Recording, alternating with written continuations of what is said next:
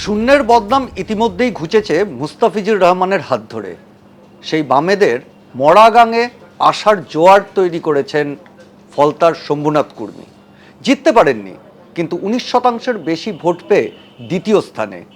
আর ক্লাসের সেই সেকেন্ড বয়কে নিয়েই আশায় বুক বাঁধছে বাম সমর্থকরা। তার কারণ তৃণমূল তার শক্ত ঘাঁটিতে 4 নম্বরে নেমে গেছে। এক অথবা দুয়ে যাদের থাকার কথা ছিল তাদেরকে নানান কারুকার্য করে ঠেলে পিছনে দেওয়া হয়েছিল, তারা উঠে আসবে, এটা তো স্বাভাবিক। যেহেতু ফলতাতে এই নির্বাচনে মানুষ খানিকটা ভোট দিতে পেরেছে, সেই কারণে তার খানিকটা রিফ্লেকশন পাওয়া গেছে। 19% ভোট, যদিও বামপন্থীদের প্রচার দুর্বল ছিল, নানান কারণে ওই সমস্ত এলাকায় কেউ যাতায়াত করতে পারতো না। আবার প্রার্থী 5 বছর ধরে এলাকার বাইরে এই ভোটের প্রচারের জন্য যাওয়ার সুযোগ পেল, তাইতেই প্রায় 20%।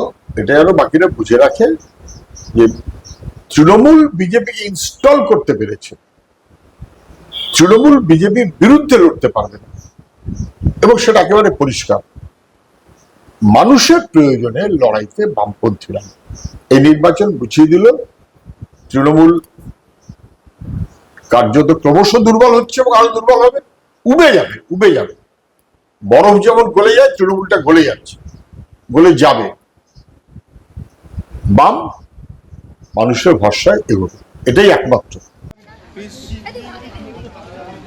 ফলতায় বাম আইএসএফ জোট প্রার্থী পেয়েছেন 40,000-এরও বেশি ভোট।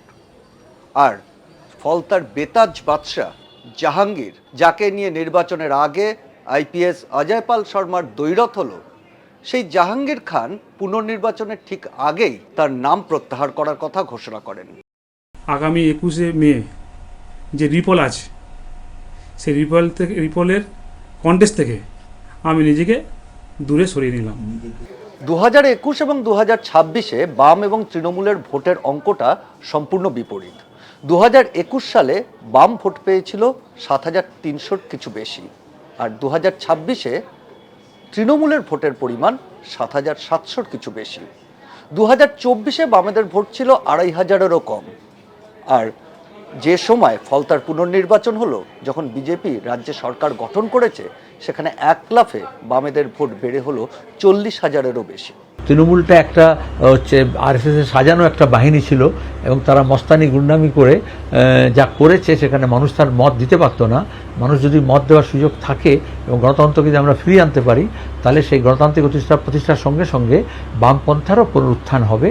যে ফলতার নির্বাচনের ফলাফল দেখে বামেরা আশায় বুক বাঁধছে, সেই ফলতা বিধানসভায় মোট ভোটারের প্রায় 30%ই সংখ্যালঘু। বিগত বেশ কয়েকটি নির্বাচনে দেখা গিয়েছে রাজ্যের সংখ্যালঘু ভোট গিয়েছে তৃণমূলের দিকে। আর সেখানে দাঁড়িয়ে এই 40,000 ভোট প্রাপ্তি বামেদের, সেখান থেকে একটা প্রশ্ন জোরালো হচ্ছে, তাহলে কি ফলতার সংখ্যালঘু ভোটাররা যারা এতদিন তৃণমূলকে ভোট দিয়েছেন, তাদের একটা অংশ এবার বামেদের ভোট দিল? সংখ্যালঘু ভোট তৃণমূলের পক্ষেই নাকি সব যেত, এবারে সেটা 3-4 ভাগ হয়েছে। খানিকটা বিজেপিতে গেছে, অল্প স্বল্প হলেও গেছে, ভয়ে ভয়ে ভুগতে দেনা। কংগ্রেসে গেছে, কি তৃণমূলে ওই যে গেছে, তো মূলত ওই রকমই একটা ভাব। আর আমাদের কাছে এসেছে, এটা আমাদের কাছে আরো বেশি আসার কথা ছিল, আসতে পারতো, কিন্তু সংখ্যা গুরু অংশের ভোটও আমরা পেয়েছি। হিন্দু ভোটার, মুসলিম ভোটার আবার কি? ভোটাররা ভোটার। ভারতবর্ষের যারা বৈধ নাগরিক, যারা বৈধ ভোটার, তারা নির্বাচনে অংশগ্রহণ করবেন এবং তাদের অংশগ্রহণের মাধ্যমে সরকার গঠন হবে, এটাই ভারতবর্ষের সংবিধানে লেখা আছে। সুতরাং যারা এই ধারণার বশবর্তী আছেন ওই ভোটটা আমার, এই সম্প্রদায়ের ভোটটা ওর, এইটা সম্পূর্ণভাবে রাজনৈতিকগতভাবে একটা ভুল ধারণা, এবং এটা যদি হয়ে থাকে এর পরিবর্তন প্রয়োজন। এটা ভারতবর্ষের রাজনীতি হতে পারে না। 2021 সালে বামেদের ভোট শতাংশ ছিল 5.6। 2026-এ সেই পরিমাণ আরও কমে দাঁড়িয়েছে 4.99%।